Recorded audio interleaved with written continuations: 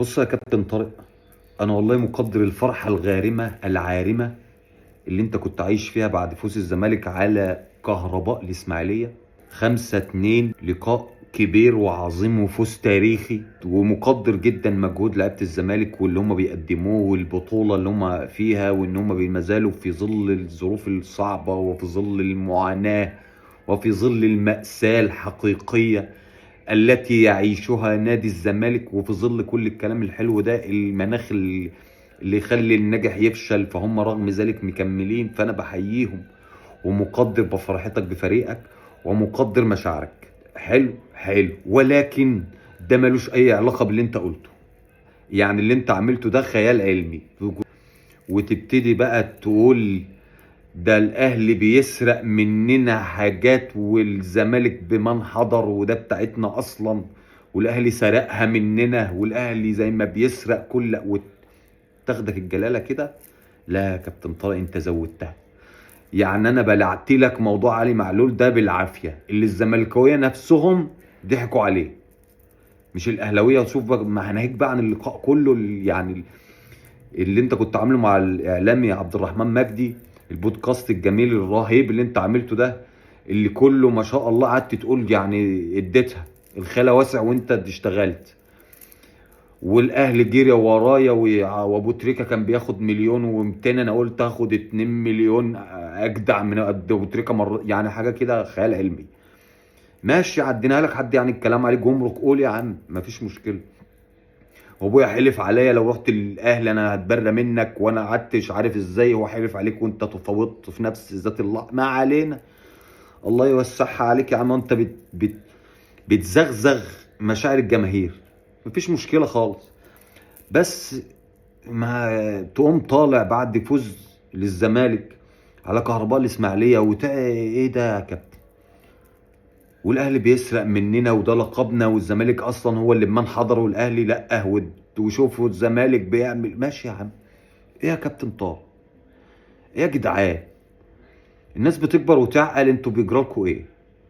يعني كابتن طارق ده هو لعيب انا عمري ما شفت له مشكله بصراحه.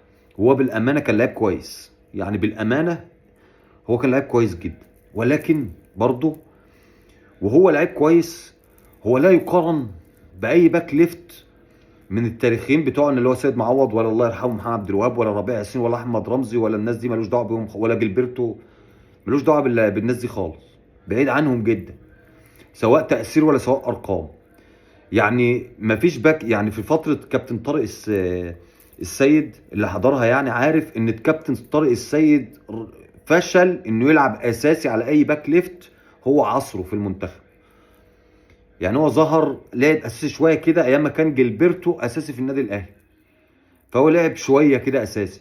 ولعب 2002 و2004 في الجيل ده اساسي اعتقد في كاس الامم، لما كنا متكحرطين في اوحش نسخ مصر في كاس الامم، اوحش من النسخ اللي احنا بنشوفها دلوقتي. في 2006 كابتن محمد عبد الوهاب كان بيلعب عليه وهو نايم، وكان كابتن محمد عبد الوهاب يعني يا دوب 20 سنه او 21 سنه. في 2008 كابتن سيد معوض كان طبعا بيلعب عليه، وطبعا هو الفرق بينه وبين محمد عبد الوهاب وسيد معوض فدادين، يعني سنين ضوئيه. بس ده مش معناه ان هو كان لاعب وحش، هو كان لاعب كويس. كويس مش اكوس من كده، هو كويس بس. انما لما يجي بقى تقارن كابتن طارق السيد كلاعب كوره بعلي معلول، انت كده بتعمل جريمه في حق الكوره. ودي بشهاده الزملكاويه قبل الاهلاويه، لان مفيش اي وجه مقارنه. ده على مستوى التاثير في المنتخب. يعني علي معلول لعب كاسين عالم، كاسين عالم.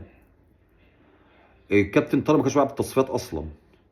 علي معلول كان دولي على مدار سنين، لحد الان دولي وعنده 37 سنه. كابتن طارق السن معتزل وعنده 30 سنه، فبعيد قوي. بقول له انت، يقول لي الراجل انت بتهرج. مفيش مقارنه، هو فعلا مفيش مقارنه، فعلا مفيش مقارنه بقى. يعني ما يعني حرام، يعني ازاي احنا كده بنظلمك وبنظلم الكوره معاك، مع اعترافنا واحترامنا لموهبه حضرتك، وان انت كنت لعيب كويس، بس كويس بس. يعني انا حضرت طارق السيد كاملا في سنين مراهقتي وانا صغير كده حضرته كله، كان عادي جدا. الراجل في حياته كلها جاب 30 جون مع المنتخب، ومع الزمالك في كل حياته 30 جون. يعني اعتقد علي معلول كان جاي الاهلي هو في الدوري التونسي جاب 30 جون. كان جايب في موسم واحد 16 جون في موسم، نص تاريخ طارق السيد ده قبل ما يجي الاهلي. فما خلاص عدينا دي، خش على اللي بعدها. بعدها بقى الزمالك كسب. الف الف الف الف مبروك.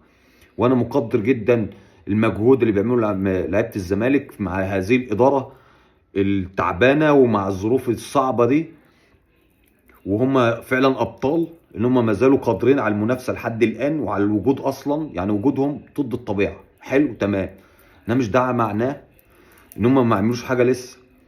والعبره بالخواتيم، هو استمرارهم في المنافسه او قدرتهم اصلا على المنافسه ده انجاز، انما مش اكتر من كده. مش مجرد كل فوز للزمالك فنقعد بقى زيط بقى والاهلي وكل. هو انت كنت بتلعب كهرباء الاسماعيليه، الاهلي ماله يا كابتن طارق؟ هو كابتن طارق ودار والناس دي كلها، يعني كل الناس الزمالكاويه كل مع كل فوز للزمالك لازم ندخل الاهلي في جمله مفيده. يا عم الاهلي سيب الاهلي هو في الحاله اللي هو فيها، يعني سيب الاهلي ظروفه مش حلوه اليومين دول ويكفيه ما فيه. احنا اهلاويه اهو مش عاجبنا وضع الاهلي، بس مش معنى كده ان وضع الزمالك احسن من وضع الاهلي، لا ده مفيش مقارنه برضه. زي مقارنه حضرتك بعلي معلول كده، يعني في اسوأ فترات الاهلي مفيش مقارنه مع الزمالك برضه حاليا. مش على مدار التاريخ، لا، في اوقات كتيره الزمالك كان بيبقى احسن من الاهلي، وفي لعيبه كتيره في الزمالك موهبتها عظيمه، وما الاهلي ما شافش لعيب زي حازم امام مثلا. بس رغم كده انا مثلا عمري ما سمعت ان حازم امام طلع قال ما فيش مقارنه بينه وبين ابو تريكه، والمسافه ما فيش اي وجه مقارنه. انت بتهزر يا كابتن، ما فيش الكلام ده. لان اللي واثق في نفسه ما يقولش الكلام ده، واللي واثق في نفسه وعارف وضعه عند الجماهير ما يدعبهمش بالطريقه دي. يعني عقلوا، يعني ارجو من الناس اللي في الاهلي وفي الزمالك يعني الهدوء شويه وعقلوا، وبلاش الجمهور ما تضحكش عليه. الجمهور مش اهبل، الجمهور عاقل وبيفهم. ليلتكم زي الفل.